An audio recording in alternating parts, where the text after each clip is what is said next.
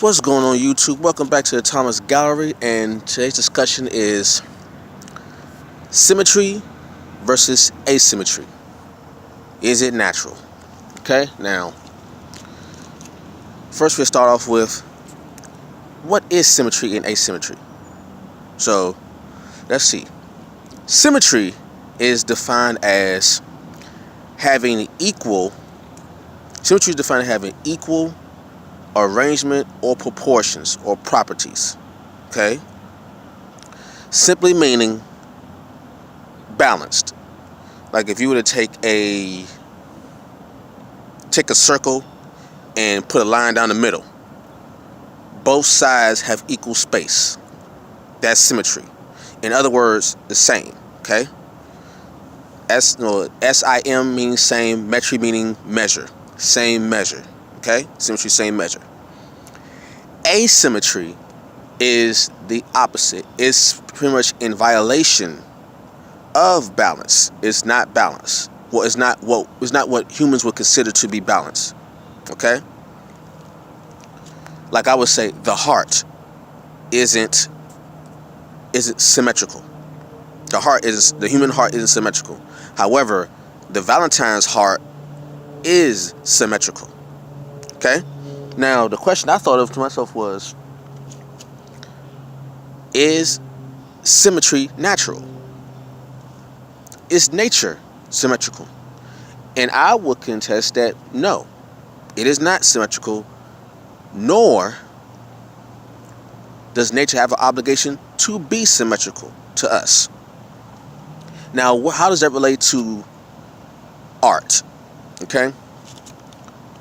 From my viewpoint and in my opinion, we humans, we find beauty in balance. We like for things to be balanced and equally measured because it resonates with our brain. Our brains can comprehend the world when things are even on both sides. Okay? Even though we know for a fact that nature is not symmetrical. Nature, there are no straight lines in nature. There are no smooth surfaces in nature. There are none. Okay? But nature's function and the human functions are two different things. When it comes to art is simply the physical, mental, and emotional interpretation of the human environment. That's simply what it is. Even if, let's just say, for example, you tell a child, draw a tree. Just go to a child, give them some pencil and paper and say, can you draw a tree? Okay? Most likely, you will see them draw an object that is the lines that will make the outline of the branch, the outline of the trunk, or the tree itself. They'll be parallel from each other. Then you will see like a cloud of like above it. The tree will look more like broccoli than an actual anatomical tree. Okay? If you want to know what an actual anatomical tree looks like, here we go. What you are seeing are trees. Okay? Now, you just saw an actual tree. But if you tell a child to draw a tree, they most likely won't give you that image that I just showed you. Which means humans have to pretty much contradict what their five senses tell them. Your five senses tell you, well, one of the senses being sight. Your sight tells you that a tree is bent, it's curved, it looks broken, there's some sharp points. So the obvious question will be is, if you see that, why don't you draw that? Well, it's because that will go against our cognitive reasoning. That will go against, our need for balance and aesthetics. Aesthetics is simply just the interpreted beauty of the natural world. How it looks to us, how we see things, what is pretty, what is visually or audio appealing. Okay, what's appealing to us? Not what we actually see, not what we actually hear, taste, touch, or smell. It's a mental thing. Okay, it's a psychological thing. It's not an actual physical thing. So nature is under no obligation to be aesthetically pleasing to us. It doesn't need to be. Okay, that's not its purpose. The purpose of nature is not to be appealing to us. The purpose of nature is to live, is to survive, it is to procreate, it is to sustain itself throughout its existence.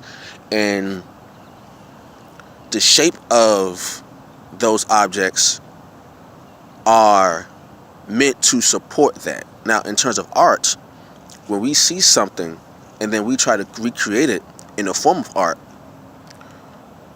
we have to retrain ourselves to get out of that how we think things look and what we actually see.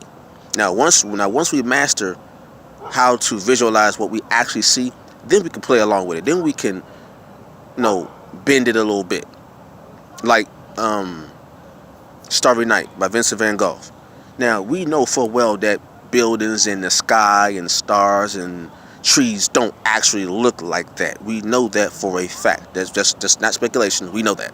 However, his interpretation of nature rendered that painting. Okay? He did what was aesthetically pleasing to him. Now, for me, I'm a little different. I wasn't at first, but I had to retrain myself. I find the beauty in the function first. Because once I know the function, then I can accentuate those things. Because I know what the purpose of a tree is, I can understand why it takes the shape it does. I know why the leaves of a tree are always at the top and not the bottom. I know why. So knowing that, I can play with that, or I can just go straight for what I see, because what I see to me is so visually appealing that I can think, well, what I see physically is aesthetically pleasing. I don't have to look for the symmetry to find the beauty. I find more beauty in the asymmetrical, because I want to know, how does something that would be considered unbalanced. Think about that.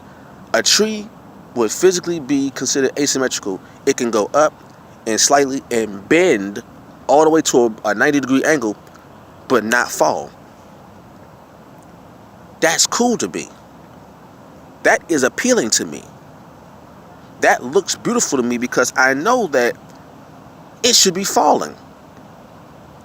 Physically speaking, if you were to do that with any other object, if you would take an object and pull more of the weight on one side than the other, aka make it asymmetrical, if there's more weight, if there's more physical weight on one side than the other, that object will fall. But a tree doesn't. It's crazy. It's beautiful to me. So, me personally, I'm an advocate of asymmetry. Now, I understand that symmetry, I like symmetry in things. I like it. I like to see, balance on both sides. I like that. But as it pertains to art, I find myself being more an advocate of asymmetry. I like it that way. Because I find the beauty in nature. I find more beauty in nature so much that I want to see it in my artwork. I want to see it in real life and in my artwork. So, symmetry or asymmetry? I like asymmetry. And no, it doesn't have to be. It has to be aesthetically pleasing to be beautiful. Beauty is an eye of the beholder, as is aesthetics. All right? Peace.